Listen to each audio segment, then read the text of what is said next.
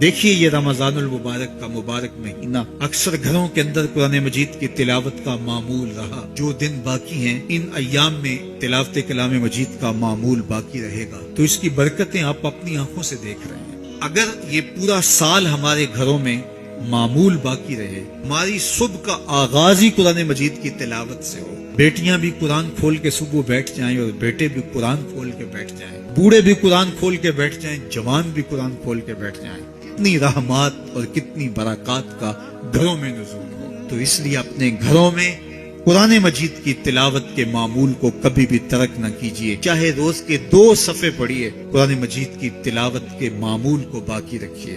اور اگر اللہ آپ کو نصیب کرے تو اس کو مفہوم اور ترجمے کے ساتھ پڑھنے کی کوشش کیجیے، تاکہ قرآن کا جو ہمارے نام پیغام ہے وہ بھی ہم سمجھ پائیں کہ قرآن ہمیں کیا بتا رہا ہے اور ہمیں کیا میسج دے رہا ہے.